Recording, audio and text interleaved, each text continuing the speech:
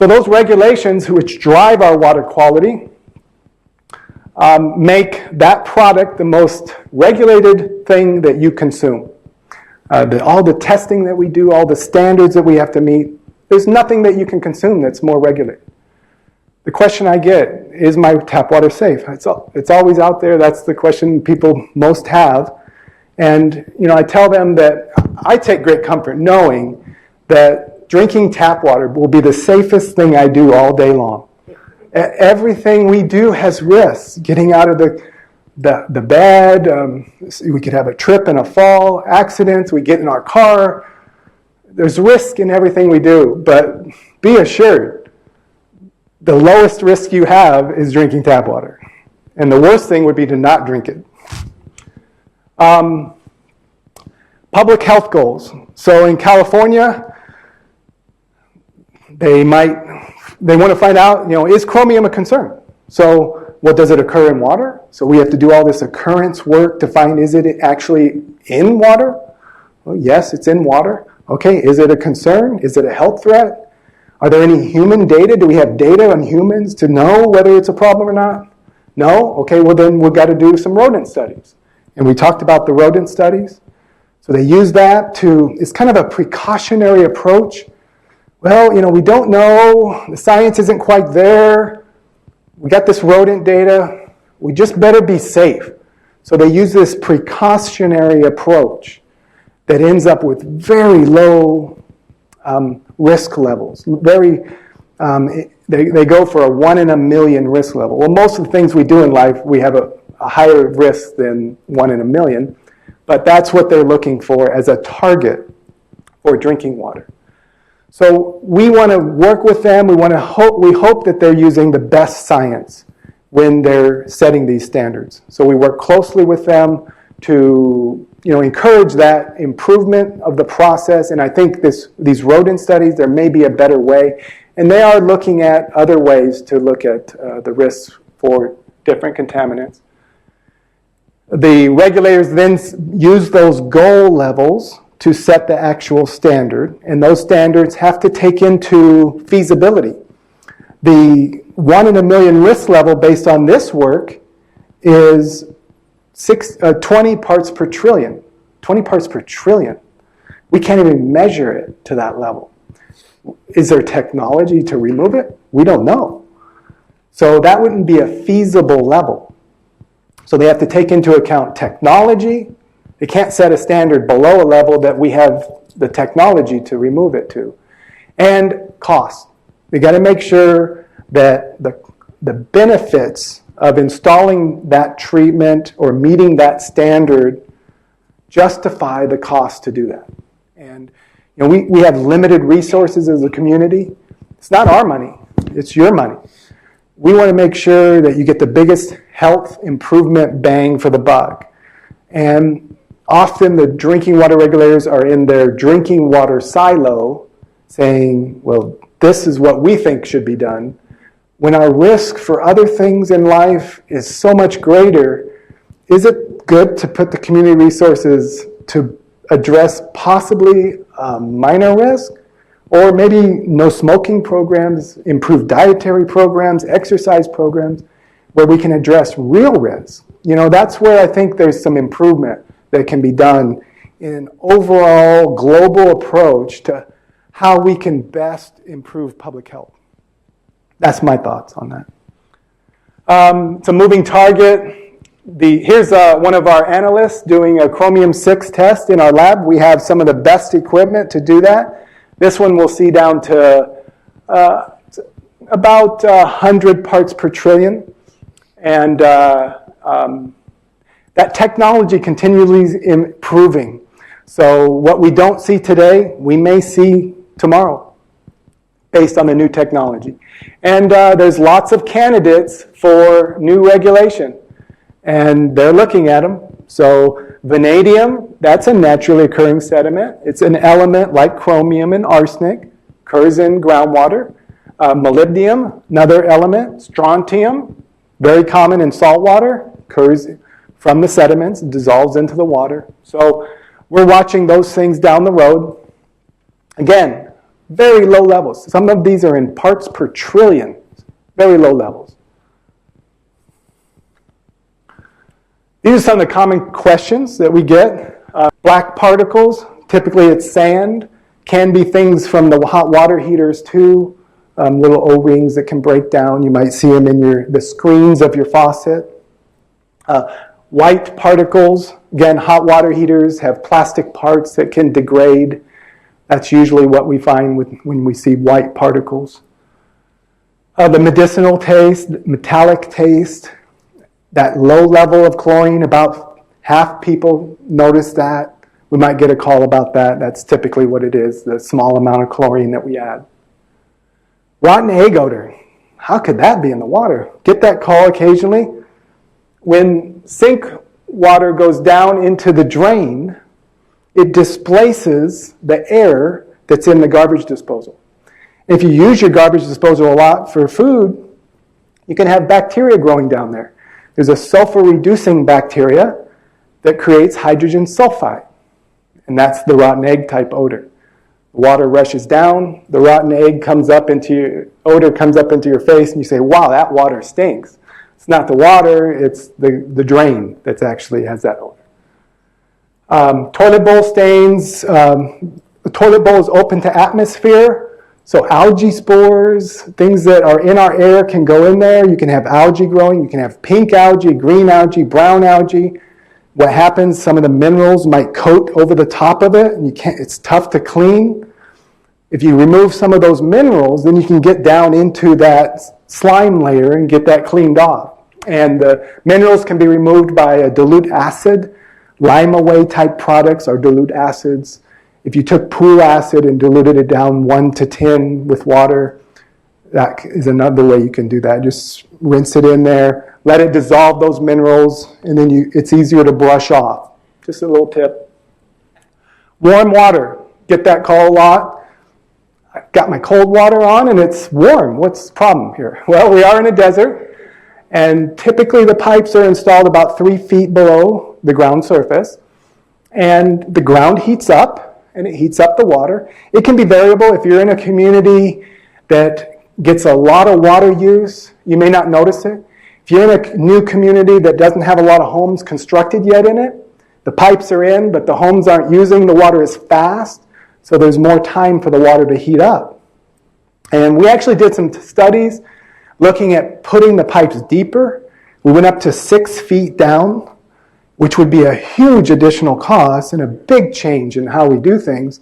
And even at that depth, there was no improvement in the heat. So it's really something we're just going to have to live with, and it doesn't hurt the water quality, but it is something that I get calls on.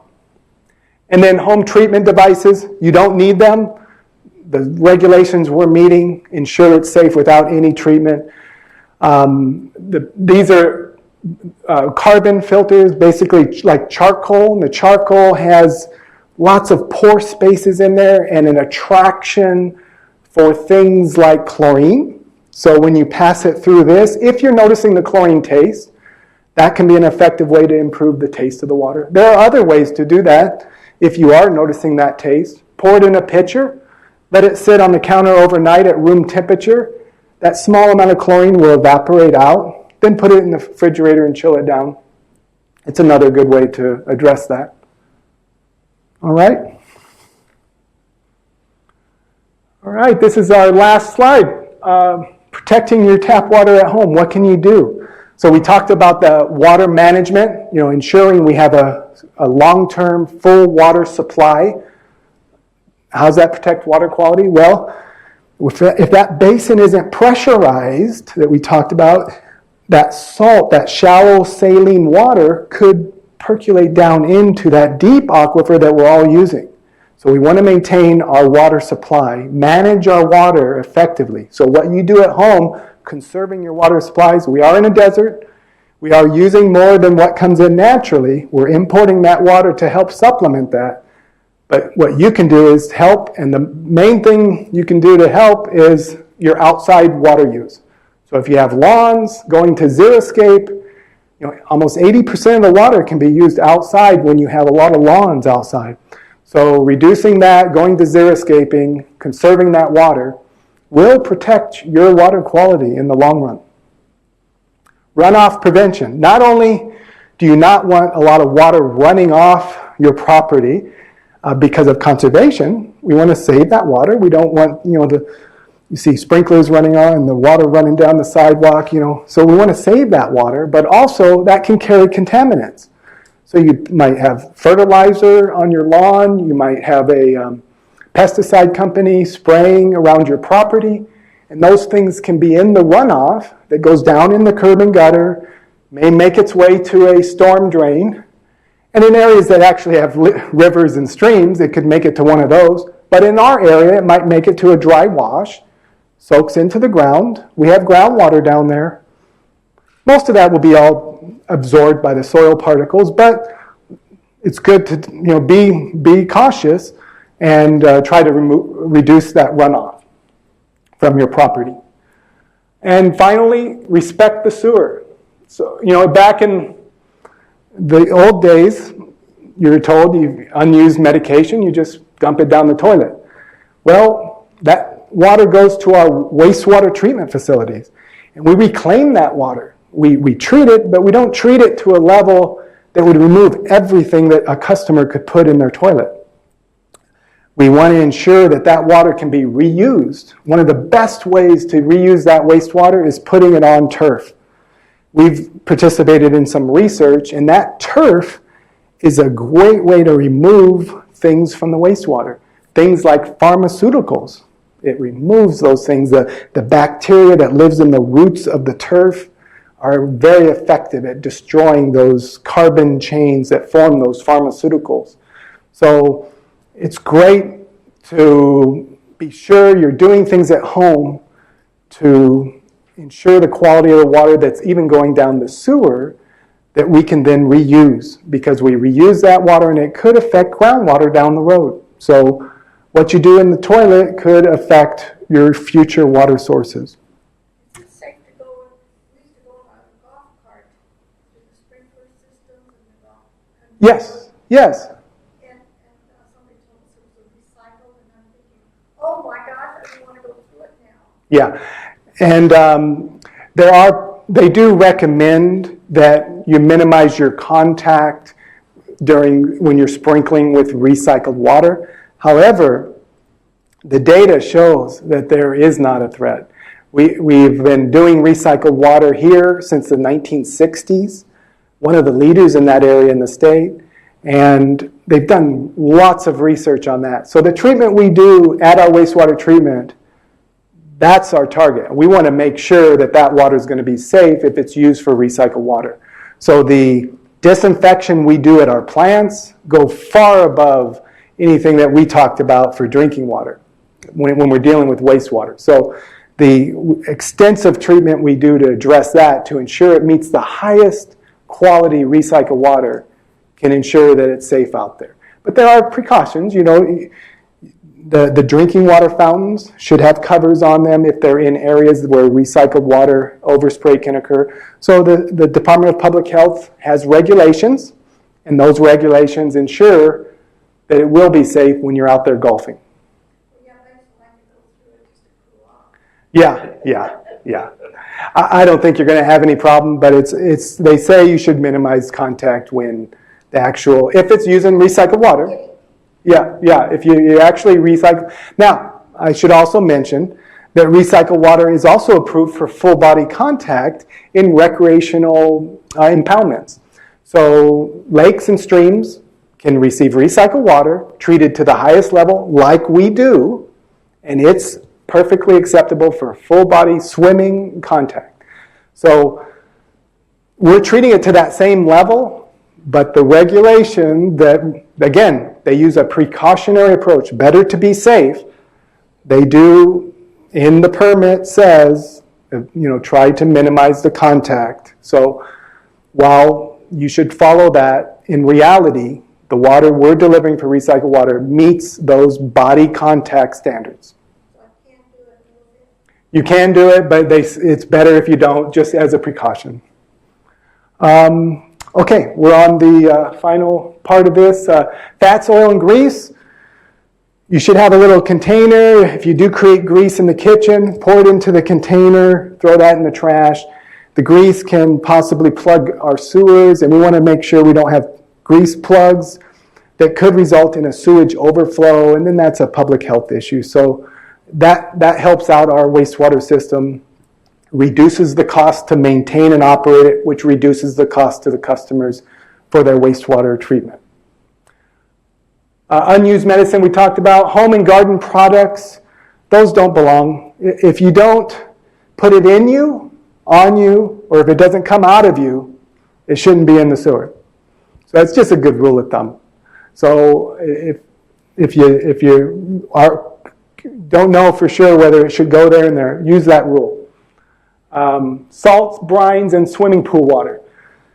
You know, occasionally we'll find a swimming pool person dumping their swimming pool into the sewer. Well, the sewer is not designed for that. We don't have treatment for that. Swimming pools concentrate salts over time, can be high in salts. In fact, some of us are using saltwater pools. And that salts make the wastewater not very good for irrigating turf. If the salts are too high, it'll kill the plants. So we want to keep salts out of the sewer. And salt brines, water softeners. Some water softeners that you can put in your home, you use a salt brine to regenerate that on a regular frequency. Well, that salt brine then has to be disposed of. And we ask that not go into our sewer. So that's another thing when you're looking at water softeners, that's another downside. So those are some of the things you can do to help protect the water. And that completes it, and we have time for any questions that we didn't already cover.